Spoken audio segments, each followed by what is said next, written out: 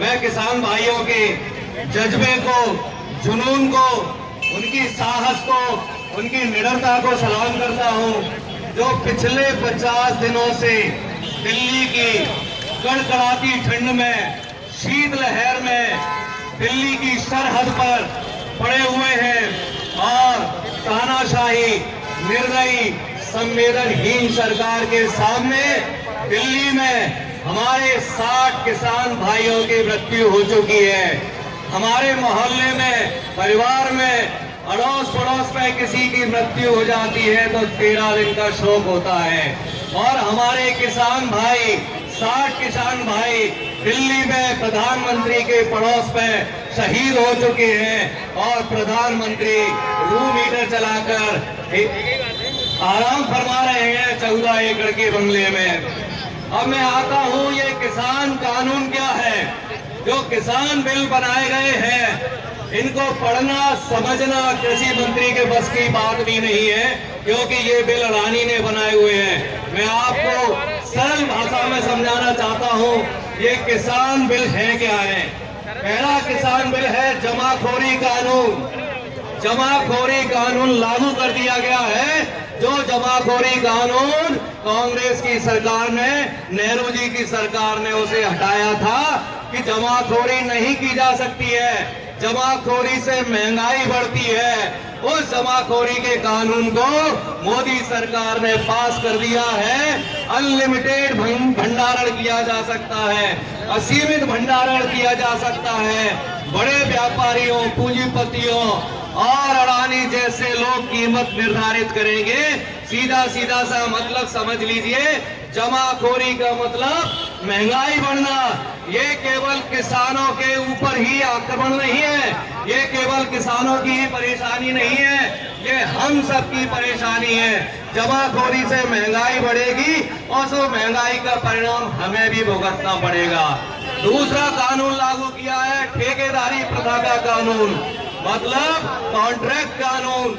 किसान की खेती अब ठेके पर दी जाएगी। ठेकेदार अपना फायदा देखेगा, किसान का फायदा नहीं देखेगा। ठेकेदार बताएगा कहां से बीज लेना है, कहां से यूरिया लेना है, कहां से पेस्टिसाइड लेना है, फसल की कीमत क्या होगी, फायदा होगा, नुकसान होगा, ये सब ठेकेदार अपना देखेगा।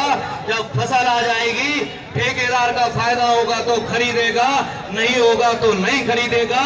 मामला यदि न्यायालय में जाता है तो केवल एसडीएम को पावर है डिसीजन लेने की।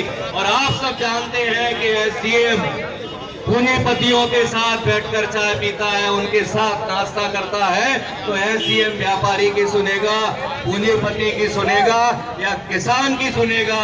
तो ठेकेदारी की प्रथा से किसानों को नुकसान होगा। तीसरा कानून बनाया है, जो सरकारी मंडियां हैं उनको खत्म करना। सरकारी मंडी में अभी किसान को अपनी फसल का उचित दाम मिलता था, वाजिब दाम मिलता था, एमएसपी लागू होता था, मिनिमम समर्थन मूल्य। इस कानून से सरकारी मंडियां खत्म कर दी जाएंगी, क्योंकि इसमें प्राइवेट मंडियों का प्रावधान कर दिया गया है। जब प्राइवेट मंडियां खुलेंगी तो शुरू में प्राइवेट मंडियां किसान की फसल को ज्यादा कीमत में खरीदेंगी। आप ऐसे समझ लीजिए, यदि 1500 रुपए प्रति क्विंटल गेहूं सरकारी मंडी में है तो शुरू में प्राइवेट मंडियां 1600 रुपए प्रति क्विंटल में खरीदेंगी और सरकारी मंडियां धीरे धीरे घाटे में जाएंगी। और सरकार कहेगी कि सरकारी मंडी तो घाटे में जा रही है, इसको अब बंद करना पड़ेगा और केवल प्राइवेट मंडियां चालू रहेंगी। जब प्राइवेट मंडियां चालू रहेंगी तो उसी किसान का जो गेहूं 1500 रुपए प्रति क्विंटल का 1600 रुपए प्रति क्विंटल में व्यापारी खरीद रहे थे, अब व्यापारियों की मनमानी चलेगी और वो कहेंगे कि हम तो 1200 रुपए प्रति क्विंटल में खरीदेंगे।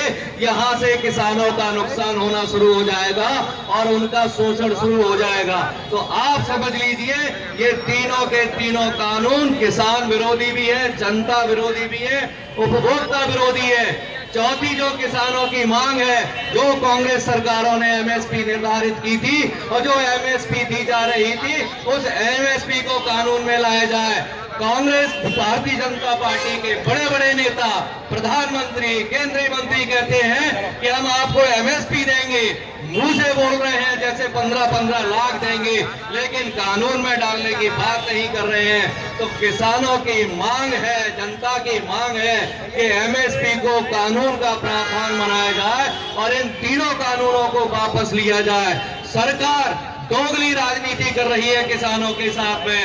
एक तरफ तो मध्य प्रदेश के कृषि मंत्री किसानों को दलाल बोलते हैं, कहते हैं मध्य प्रदेश के किसान दलाल हैं, मध्य प्रदेश के किसान गोकुलमत्ते हैं। कृषि मंत्री कहते हैं, सेंट्रल मिनिस्टर कहते हैं कि किसान जो सरहद पर बैठा हुआ है वो देशद्रोही है, वो किसान जो सरहद पर बैठा है वो पाकिस्तानी है, जो सरहद दिल्ली की सरहद पर बैठा है उसको कहते हैं कि ये खालिस्तानी है, और दूसरी तरफ विज्ञान भवन में बैठकर बात करते हैं। तो ये किसानों के साथ दोगली राजनीति कर रहे हैं।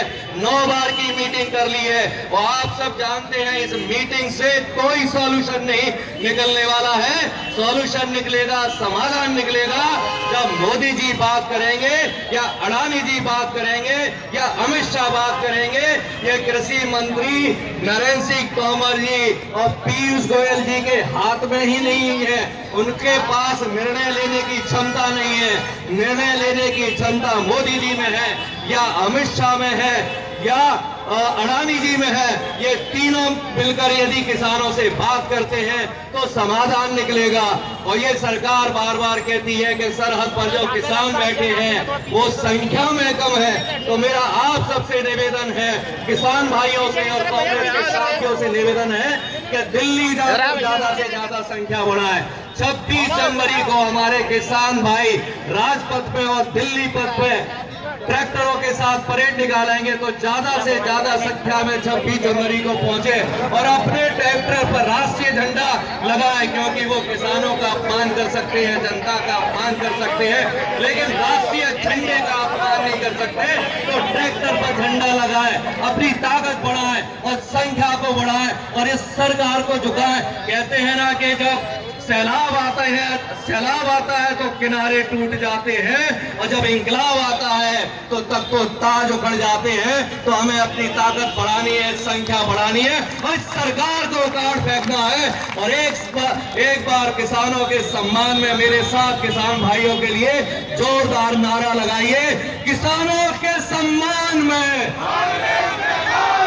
किसानों के सम्मान में, किसानों के सम्मान में कांग्रेस पार्टी, कांग्रेस पार्टी।